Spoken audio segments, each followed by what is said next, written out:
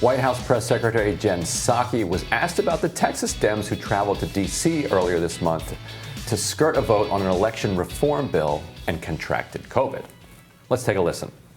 Is there any concern that this trip that was intended to advocate for voting rights is now a super spreader event in Washington? Well, I would say that's not a characterization we're making from here. We certainly understand there will be breakthrough cases. Even vaccines that are incredibly effective are not foolproof. They're not 100% effective. We've seen that. Here's the good news, though. We know that these vaccines, that these individuals, I think, if I'm correct, have been vaccinated. It means that it protects from death. It protects from serious illness. It protects, for the most part, from hospitalization. So that is a good sign. Joining us now to discuss is Democratic strategist and council member at large for Montgomery County, Maryland, Will Jawano, and Republican strategist and former chairwoman for Nevada State GOP, Amy Tarkanian. Welcome to you both. Good morning. Good morning. Now, obviously, Will, people are playing politics with this. I mean, of course, and Jen Psaki doesn't want to come out and say that this was a super spreader event. But there have been disparities in the way the media treated the COVID outbreaks that happened from, say, Trump rallies or Republican gatherings, and the COVID outbreak that came from this, particular Dem contingency from Texas coming up and meeting with a bunch of people in the White House and in Congress. So my question for you, Will, is was this a super spreader event? Absolutely not. I mean, one of the definitions of super spreader event is having no response to the COVID pandemic at all. These folks were, if you saw one of the state representatives, I think it was Gene Wu, everyone on that plane in that picture, according to him, were vaccinated, had no negative tests for months, and they got complacent. And the science is changing, right? The CDC guidance, if you were in a space with vaccinated people, you do not need to wear a mask. They were following CDC guidance, which is the opposite of a super spreader event. So now we're knowing that breakthrough cases are happening. States and localities like mine, we're reevaluating what we need to do. School system, the guidance is coming out. We're going to, for unvaccinated children.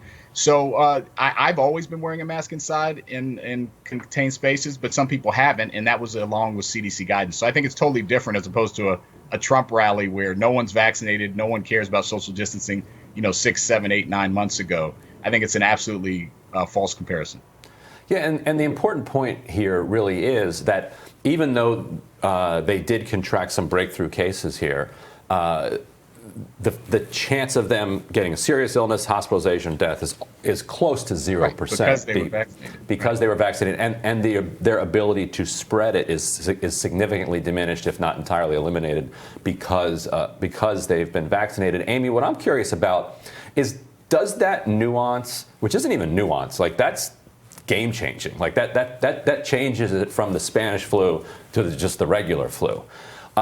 Does that break through to Republicans in your circle? Do they understand that, yes, there will still be breakthrough cases, but you're going to be much better off? Or do they hear breakthrough case, oh, well, guess I better not get the vaccine?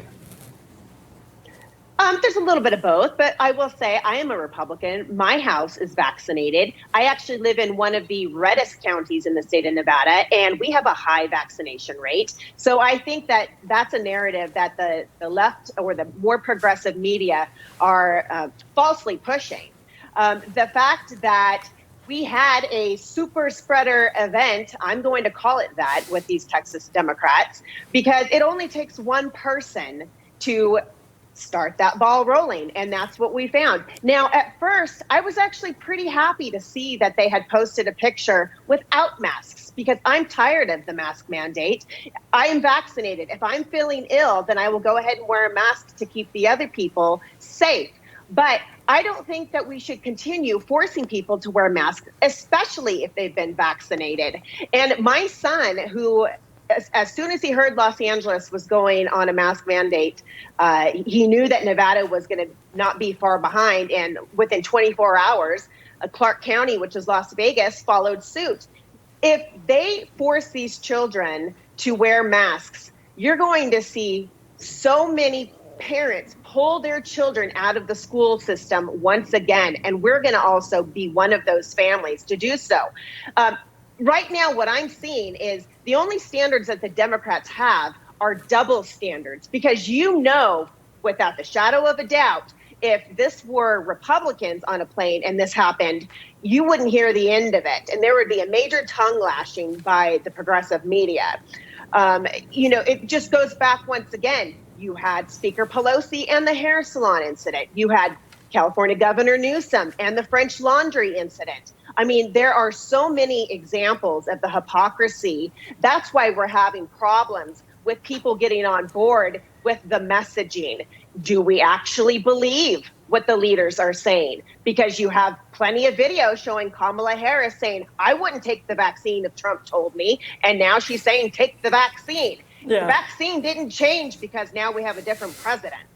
Yeah, I don't disagree at all that sort of fuels skepticism. Will, my question for you would be, given everything you just accurately pointed out about the vaccine and the Delta variant, do you believe that, LA County's mask mandate, do you believe that some localities should be reinstating the mask mandates, even though what we know about the vaccine suggests that the vaccinated will fare much better against this variant? Well, look, this is a public health question. And, my county council, we sit as the Board of Health, and we made our decisions based on guidance from public health officials. If you have low vaccination rates, my county, we have the highest vaccination rate in the country of counties over 300,000 people. Over 80% of 12 and up have received their first shot. But that still means there's 200,000 people that aren't vaccinated, predominantly lower income and people of color.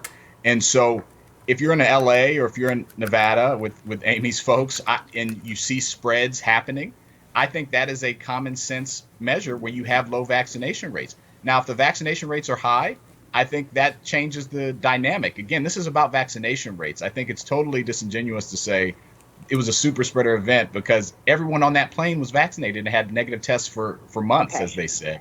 It's a different event. So, and with children, they're not vaccinated. My children wear masks every day. They're in summer school. They're in summer camp. They can spread the event even if they're asymptomatic. And so I think that's something to consider as well. And so I think it's based on vaccination, knowing that you're going to fare better. But if you have low vaccination rates, a mask mandate is not something that should be out of bounds to consider. And Amy, let me get your response to that, because some of the so-called super spreader events during the Trump administration involved genuine spread. That somebody would contract it at this event and then it would spread to other people. It doesn't appear that there's actually been spread from the Texas Democrats outside of that. Has there been? Yeah, there has actually, and there's actual discussion about what's going on right now, possibly turmoil within the White House, because you have Speaker Pelosi's aide that contracted COVID as well from meeting with these Texas Democrats. So okay, yes, well, there's a major concern. That is a spread. That is right. That's a fair point. Right, and she's not the only one who's contracted it from this particular group. I don't group. believe that's now I have a couple of questions. It's early to say. No, it has right, been yeah, I guess we'll. It's still early to know how far it could have spread. Here are my questions, though. Either these individuals who are on this private jet, somebody's lying. Either somebody wasn't vaccinated, or let's just say, give them the benefit of the doubt, they were all vaccinated.